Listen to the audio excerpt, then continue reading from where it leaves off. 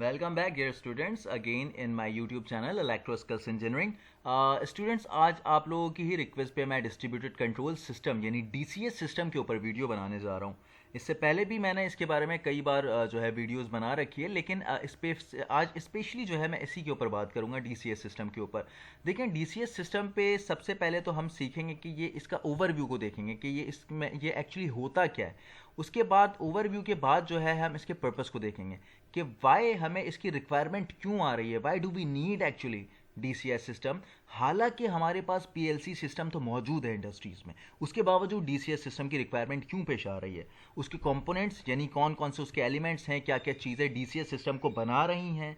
उसके बाद fourth point जो है हमारा एप्लीकेशन ऑफ डीसीएस, यानी डीसीएस एक्चुअली कहाँ कहाँ किस किस तरह से इस्तेमाल हो रहा है। ये चार चीज़ों को हम देखेंगे। मे बी पॉसिबल वीडियो थोड़ी लंबी हो जाए या तो फिर मैं इसको पार्ट्स में बनाऊंगा, लेकिन आप लोगों ने वीडियो आखिर तक देखनी है। और अगर आप लोग मेरे चैनल पे नए हैं तो इसे सब्सक्राइब करना ना भूलिएगा। तो चले मैं आगे आप लोगों को बताता हूँ। देखिए, सबसे पहले क्या है, मैं आपको यहाँ पे जो हमारा डीसीएस सिस्टम है इसको हम लोग डिसेंट्रलाइज्ड भी कहते हैं। डिसेंट्रलाइज्ड क्यों कहते हैं? क्योंकि हमारे पास एक पीएलसी सेंटर में नहीं होती, सिर्फ हमारे पास एक से ज़्यादा होती है पीएलसी। फॉर एग्जांपल, ये एक पीएलसी है, ये दूसरी है, यहाँ पे तीसरी है। अब इन पीएलसीज पे होता क्या है हमारे पास, ये जो पीएलसी है हमारे पास, देखिए यहाँ पर क्या है, ये हमारे पास फील्ड आयोज हैं, ठीक है। यहाँ पे हमारे पास अगर आप देख सकते हैं आरटीडी लगा है या कोई वेल्व लगा हुआ है, हमारे पास यहाँ पे वीएफडी है या फिर सर्वो मोटर या सर्वो ड्राइव्स हैं। तो अगर हमारे पास एक प्लांट है, ठीक है, उस प्लांट में हमारे पास मल्टीपल फील्ड आयोज हैं, ठीक है। अब अगर एक पीएलसी हमारा यहाँ पर ख़राब हो जाता है तो क्या होगा, हमारा पूरे का पूरा सिस्टम जो है ना हॉल्ट, बैठ नहीं जाएगा, स्टॉप नहीं होगा। जो पीएलसी पहले सही चल रही हैं उनके ऊपर वो काम हो सकता है, ठीक है। यानी हमारी डिपेंडेंसी जो है एक पीएलसी के ख़राब हो जाने से पूरा प्लांट हमारा नहीं रुकेगा। जो जो चीज़ें उन दूसरी पीएलसीज के ऊपर हैं जो सही सही तरीके से काम कर रही हैं, हम उसके ऊपर अपना सारा सामान जो है, अपना जो प्रोसेस है उसको जो है प्रोग्रेस में ला सकते हैं, उसको कंटिन्यूएशन में ला सकते हैं, ठीक है। अगर ये दो पीएलसीज ठीक है तो भाई मेरा प्लांट कंप्लीटली रुकेगा नहीं, जो मैं प्रोसेस कर सकता हूँ उसको मैं कर सकूंगा। अच्छा, ये डिसेंट्रलाइज जिसको कहते हैं, क्योंकि सिर्फ सेंटर में हमारे पास एक पावरफुल जो है पीएलसी नहीं होता है। इंस्टेड ऑफ वन पीएलसी हमारे पास एक से ज़्यादा, 2 3 4 5 पीएलसीज होते हैं। तो ये जो है डिस्ट्रीब्यूटेड होता है। डिस्ट्रीब्यूटेड मतलब फैला हुआ होता है। कुछ चीज़ें इधर होती हैं हमारे पास फील्ड की, कुछ चीज़ें हैं वो डिफरेंट सेक्शन में होती हैं, कुछ डिफरेंट सेक्शन में होती हैं, इसलिए इसको क्या कहते हैं, डिस्ट्रीब्यूटेड, ठीक है। डिस्ट्रीब्यूट हुआ हुआ होता है, चीज़ों का जो है लोड एक पीएलसी पे नहीं होता, डिफरेंट पीएलसीज के ऊपर, कंट्रोलर्स के ऊपर होता है। इसी तरीके से अगर मैं सिंपल पीएलसी की बात करूं तो यहाँ पे मैंने दो डिफरेंट एग्जांपल ले रखे हैं, एक आपके पास एलन ब्रैडली और एक सीमेंस का है। तो यहाँ पर इसको सेंट्रलाइज्ड कहते हैं। सेंट्रलाइज्ड क्यों कहते हैं? क्योंकि सेंटर में हमारे पास सिर्फ एक ही पीएलसी होती है जो सारे प्रोसेस को कैरी कर रही होती है। फॉर एग्जांपल, यहाँ पे मोटर्स हैं, ड्राइव्स हैं, वेल्व्स हैं और सेक्शन डिफरेंट आयोस हैं। तो ये फील्ड आयोस क्या कर रही हैं, हमारे पास एक ही पीएलसी को जो है एक ही पीएलसी के साथ कम्युनिकेट कर रही है। सो फॉर इंस्टेंस, अगर हमारे पास कोई इशू पीएलसी में आता है या पीएलसी के किसी कार्ड में, पावर सप्लाई में या पीएलसी के सीपीयू में अगर कोई इशू आ जाता है तो हमारा सारा सिस्टम यानी हमारा जो प्रोसेस चल रहा है प्लांट का, वो सारा सिस्टम बैठ जाएगा। सिंपल यहाँ पर भी वही चीज़ है। यहाँ पर आपकी मोटर है, वीएफडीज हैं या फिर सर्वो वेल्व, कंट्रोल वेल्व के आप एग्जांपल ले सकते हैं यहाँ पर। और फिर अगर आपके पास ईटी के थ्रू जो है आपके पास जो डिफरेंट फील्ड आयोज आ रहे हैं किसी और सेक्शन से, तो क्या होगा, अगर ये पीएलसी ख़राब हो जाती है तो हमारा पूरे का पूरा प्रोसेस जो है, चूंकि वो सेंट्रलाइज्ड है, पीएलसी एक ही है, एक से ज़्यादा नहीं है, तो हमारा सारा सिस्टम क्या हो जाएगा, डाउन हो जाएगा। तो ये एक ड्रॉबैक होता है पीएलसी का, जो कि डीसीएस में हमें नहीं मिलता। इसकी कुछ और एग्जाम्पल मैं आप लोगों को आगे दिखा देता हूँ। यहाँ पर देखें, तीन चार कुछ चीज़ें मैं बताऊंगा कि डिस्ट्रीब्यूटेड कंट्रोल सिस्टम ही क्यों हम यूज़ करते हैं। तो डिस्ट्रीब्यूटेड कंट्रोल सिस्टम बेसिकली है क्या? डीसीएस सिस्टम जो है एक कंप्यूटराइज कंट्रोल सिस्टम है, ठीक है। यानी कि इसमें हार्डवेयर की इन्वॉल्वमेंट तो है, लेकिन कंप्यूटराइज सिस्टम है फॉर अ प्रोसेस और प्लांट प्रोवाइडिंग प्रोसेस कंट्रोल। एक प्रोसेस प्रोवाइड करता है जिसमें हम प्लांट का प्रोसेस जो है उसको क्या करते हैं, न सिर्फ कंट्रोल करते हैं बल्कि मॉनिटर भी करते हैं। ऑप्टिमाइजेशन, देखिए ऑप्टिमाइजेशन का मतलब यहाँ पर यह है कि हम फीडबैक के थ्रू अपने प्रोसेस को ऑप्टिमाइज करें, अच्छे से अच्छा प्रोडक्शन जो है, अच्छी से अच्छी प्रोडक्शन करें। तो अच्छी प्रोडक्शन कब होगी, जब हमारा कंट्रोल हमारे डिवाइसेस पे और हमारी मॉनिटरिंग रिगरस होगी, एक स्ट्रांग होगी। तो ये कंट्रोल और ये मॉनिटरिंग हमारे पास कब अच्छी आएगी, जब हमारे पास एक स्ट्रांग डीसीएस सिस्टम होगा।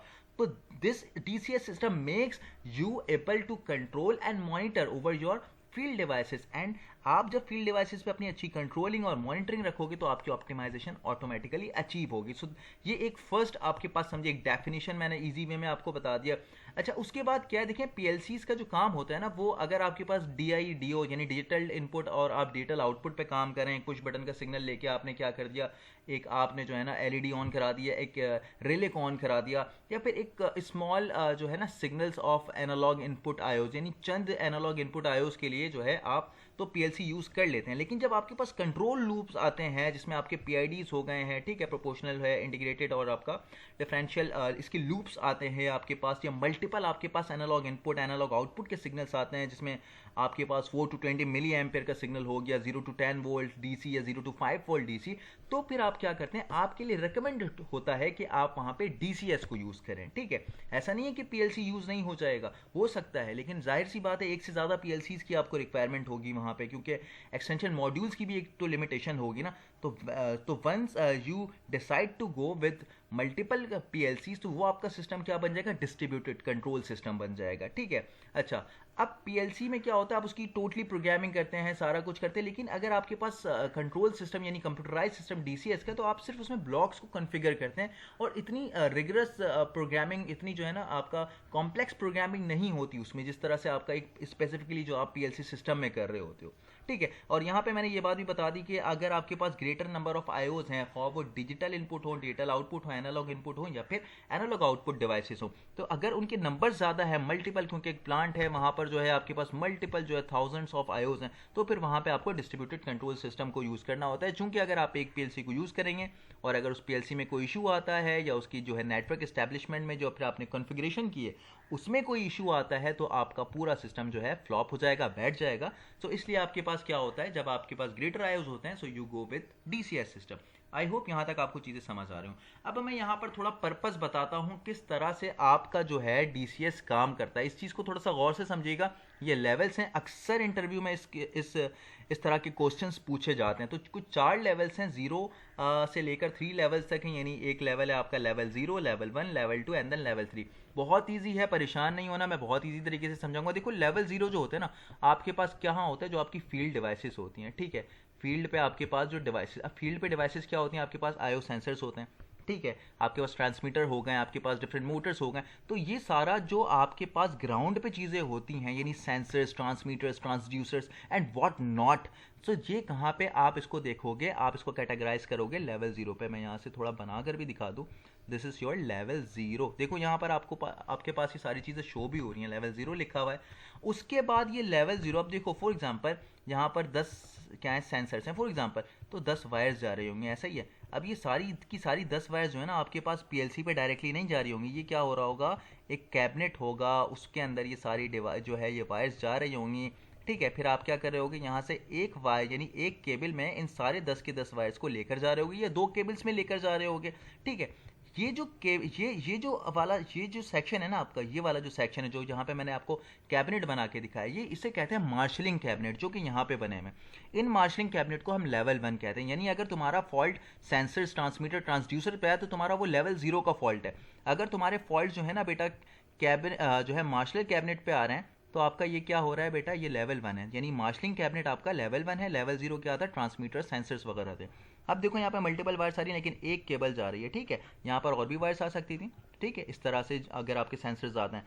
फिर क्या, ये आईओ रैक है। अब देखो आईओ रैक क्या होता है बेटा, आईओ आपका इनपुट आउटपुट होता है, वहाँ पे आपके रैक्स होते हैं, जहाँ पे अगर आपने सीमेंस S7300 पे काम करो, 1200 पे, या फिर आप एलन ब्रैडली पे, डेल्टा पे, मित्सुबिशी, जिस पे भी काम करो, वहाँ पे आईओ कार्ड्स लगे होते हैं आपके पास। ठीक है, उन आईओ कार्ड्स को हम क्या कहते हैं, लेवल 2 यानी सिस्टम कैबिनेट यहाँ पे। अच्छा, अब ये देखो आईओ रैक्स है, आईओ रैक्स के बराबर में अक्सर आप देखते हो आपके पास सिस्टम कैबिनेट होता है। सिस्टम कैबिनेट क्या रखता है अपने अंदर, पीएलसी को रखता है। सिस्टम कैबिनेट के अंदर आप जब खोलोगे उस पैनल को, so you will find out their PLC. ठीक है, तो क्या हो रहा है, सेंसर्स के वायर्स आ रहे हैं, वो सेंसर के वायर्स सारे किस में जा रहे हैं, आईओज में जा रहे हैं, पीएलसी के आईओ मॉड्यूल में। फिर वहां से वायर जा रही है किस पे, सिस्टम कैबिनेट में। सिस्टम कैबिनेट के अंदर क्या रखा है बेटा, हमारा पीएलसी सिस्टम रखा हुआ है। ठीक है, तो अगर ये जो सिस्टम है हमारा आईओ रैक से लेके सिस्टम कैबिनेट तक, ये जो है हमारा सिस्टम, ये लेवल 2 का है। लेवल 3 क्या होता है बेटा, ऑपरेटर स्टेशन या इंजीनियरिंग वर्क स्टेशन, यानी आपके सर्वर साइड अगर आप जाते हो, जो आपके सारा सिस्टम एक स्विचर के थ्रू जो है, एक स्विच के थ्रू जो है कंबाइन हो रहा होता है। तो अगर इस लेवल पे कोई फॉल्ट आता है तो इसको हम लेवल 3 कहते हैं। लेवल 0 सेंसर हो गया, लेवल 1 जो है आपका मार्शलिंग कैबिनेट हो गए हैं यहाँ पर, इसके बाद लेवल 2 जो है आपके पास आईओ रैक्स हो गए, और आपका पीएलसी सिस्टम, इसको दोनों को मिला के जो है ना लेवल 2 बनाते हैं, जिसमें पीएलसी एसोसिएटेड कार्ड्स होते हैं और पीएलसी इटसेल्फ होता है। तो ये लेवल 2 होता है। लेवल 3 में हमारे पास क्या हो गया, सर्वर हो गया, या हमारे पास डीसीएस सिस्टम हो गया, ठीक है, जहाँ पे हम सारी चीज़ों को मॉनिटर कर रहे होते हैं, कंट्रोल कर रहे होते हैं टू गेट ऑप्टिमाइज्ड जो है प्रोडक्शन, अच्छी प्रोडक्शन को मीटअप करने के लिए, ठीक है। तो ये ऑपरेटर स्टेशन हो गए जिसमें आपके एचएमआई आते हैं, और फिर इंजीनियरिंग स्टेशन, सर्वर वगैरह। तो ये सारा सिस्टम एक डीसीएस का मैंने आपको एक फ्रेमवर्क बताया है, ठीक है। ये सारा सिस्टम, ये जो जितने लेवल्स हैं ना, ये डीसीएस के लेवल्स हैं, ठीक है। इसी तरीके से थोड़ा और मैं आसान आपको यहाँ पर बताता हूँ। यहाँ पर देखो, फॉर एग्जांपल इसको मान लो कि तुम्हारे पास 3 प्लांट हैं, एक P1 है, एक P2 है और एक P3 है, ठीक है। लेट सपोज, इसको एग्जांपल मैं आसान बनाने की कोशिश कर रहा हूँ। अब देखो यहाँ पे तुम्हारे क्या है, इस एक प्लांट को ले लो, यहाँ पर तुम्हारे पास क्या है, सारे आईओज हैं, ठीक है। आईओज क्या है, यानी तुम्हारे पास इनपुट आउटपुट डिवाइसेस हैं। यहाँ पर तुम्हारे पास एक प्रॉक्सिमिटी सेंसर हो सकता है, लिमिट स्विच हो सकता है, यहाँ पे जो है वीएफडी का जो वीएफडी को इनेबल करे 24 वोल्ट देके, या वो सिग्नल आ सकता है, ठीक है। अब क्या होगा, यहाँ पर तुम्हारा सारा जो है ये तुम्हारे पास लेवल 0 है, ठीक है। अब ये वाला जो सिस्टम है, ये वाला तुम्हारे पास लेवल 1 है, जहाँ पे तुम्हारे पास मार्शलिंग कैबिनेट होगा, या फिर अच्छा ये पीएलसी भी हो सकता है, ठीक है। यहाँ पर तो इन्होंने इस तरह से वो क्या ना डायग्राम दिखाया है, ये तुम्हारा पीएलसी कैबिनेट भी हो सकता है, आईओ डिवाइसेस भी हो सकते हैं। तो ये तुम्हारा लेवल 2 होगा। और फिर जहाँ सर्वर्स हैं तुम्हारे पास, ये तुम्हारे पास लेवल 3 होगा, जो ओवरऑल डीसीएस सिस्टम बना रहा है। थोड़ी सी और आसान मैं अगर एग्जाम्पल करके बताऊँ तो यहाँ पर तुम लोगों को सारी चीज़ें बताता हूँ। वीएफडी है, कंट्रोल वेल्व है, आपके पास ट्रांसमीटर हैं जो सारे सिग्नल्स को ट्रांसमिट कर रहे हैं। कहाँ पे जा रहा है, डीसीएस के कंट्रोलर में। ये एक कंट्रोलर नहीं है, 2 और 3 मल्टीपल कंट्रोलर्स हो सकते हैं, ठीक है। अब ये देखो, ये जो है कम्युनिकेट किससे कर रहा है, ये जो है आपके पास OS1 है, OS2, OS3, OS4, ये क्या है, आपके पास जो ऑपरेटर्स बैठे होते हैं उनका स्टेशन होता है, ऑपरेटर स्टेशन, यानी एचएमआई कह सकते हो तुम उसको। तो इन सब का रिस्पॉन्स, ये कंट्रोल वेल्व 40% खुला हुआ है या 60% खुला हुआ है, अभी वीएफडी की आरपीएम क्या है, फ्रीक्वेंसी क्या है, ट्रांसमीटर कितना लेवल दिखा रहा है, वाटर हॉट वाटर टैंक का एटसेट्रा, सब कुछ तुम्हें कहाँ दिखेगा, यहाँ पर दिखेगा, इसकी एचएमआई पे दिखेगा, ठीक है। मल्टीपल ऑपरेटर स्टेशन होते हैं, मल्टीपल एचएमआईज होती हैं, तो वहाँ पे आपको सारा ओवरव्यू मिल रहा होता है। उसके बाद क्या होता है, एक इंजीनियरिंग वर्क स्टेशन होता है। देखो बेटा, ये जो मैं तुम्हें बता रहा हूँ, ये पूरा एक डीसीएस सिस्टम है, ये नहीं है कि सिर्फ डीसीएस सिस्टम, ये ओवरऑल, ठीक है, लेवल्स बने हुए हैं। इंजीनियरिंग वर्क स्टेशन क्या होता है, एक मेन पीसी होता है तुम्हारा, जो क्या करता है, तुम्हें ऑप्टिमाइजेशन प्रोवाइड करता है। इसके अंदर तुम्हारे सारे सॉफ्टवेयर्स होते हैं, जिनके थ्रू तुम थर्ड पार्टी सॉफ्टवेयर्स होते हैं, जो तुम्हारा जो है ओपीसी सर्वर को, ओपीसी ओपन आपका प्रोटोकॉल कम्युनिकेटर, ये जो है सारा सिस्टम जो है ये प्रोवाइड तुम्हें करता है, सर्वर है बेसिकली, ठीक है। अब देखो इसके साथ क्या हिस्टोरियन रखा हुआ है। फॉर एग्जाम्पल, हमें क्या है, हर टाइम का डाटा हम नोट कर रहे हैं, तो हमारे पास जो वर्क स्टेशन होगा उसकी एक लिमिटेड मेमोरी होगी। तो हम क्या करते हैं, हम सारी जो है ना, इसमें जो सारा डाटा होता है वो हिस्टोरियन में ट्रांसफ़र कर देते हैं। तो फॉर एग्जांपल, हमें जिस भी डेट का, जिस भी टाइम का डाटा चाहिए होता है, अकॉर्डिंगली वो हमें मिल सकता है। और हम चाहते हैं कि हम उसको कोई प्रिंट आउट ले सके, तो हमारे पास प्रिंटर भी लगा हुआ होता है। ओपीसी सर्वर क्या करता है ये मैं बताता हूँ। देखो बेटा, ओपीसी सर्वर क्या करेगा, तुम्हारे पास कोई एच जो है, तो अगर स्काडा सिस्टम है, ठीक है, तो तुमने क्या किया, स्काडा सिस्टम के साथ अपने डीसीएस स्काडा सिस्टम के साथ अपने हार्डवेयर को कॉन्फ़िगर करना है, ठीक है। यानी क्या है, हार्डवेयर की प्रोग्रामिंग अलग है। जो तुम्हारे पास फॉर एग्जांपल S7300 है, तो तुम उसको टिया पोटा जैसे मैटिक से ऑपरेट करोगे। लेकिन तुम्हारे पास जो डीसीएस या इसके अलावा जो अगर स्काडा सिस्टम है या कोई एचएमआई का सॉफ्टवेयर, वो दूसरा है। तो इन दोनों को, इन दो डिफरेंट पार्टीज़ को ओपीसी सर्वर क्या कराता है, कम्युनिकेट कराता है, एक थर्ड पार्टी एक्ट करता है और इन दोनों को जो है इंटरफेस कराता है, ठीक है। फिर ये सारा सिस्टम इसी तरीके से चल रहा होता है। आई होप ये बातें तुम लोगों को समझ में आ रही हूँ। यहाँ पे एक चीज़ अगर तुम लोगों ने गौर की हो, ये ग्रीन लाइन से मेंशन है, ये आपका ब्लू लाइन से, तो बेटा ये कम्युनिकेशन प्रोटोकॉल्स हैं। कहीं पे प्रोफीनेट की कम्युनिकेशन हो सकती है, तो कहीं पे तुम्हारा जो है प्रोफी बस की कम्युनिकेशन हो सकती है, RS485 की कम्युनिकेशन हो सकती है, प्रोफी यहाँ पर तुम्हारा जो है अक्सर इंडस्ट्रीज़ में जो है तुम लोग ऑप्टिकल फाइबर को भी देखोगे, तो ये इंडिकेट करता है इसके कलर से कि कौन सी कम्युनिकेशन हो रही है। वो ड्राइंग पे कहीं मेंशन भी होता है, तो आप उसको भी देख सकते हो, ठीक है।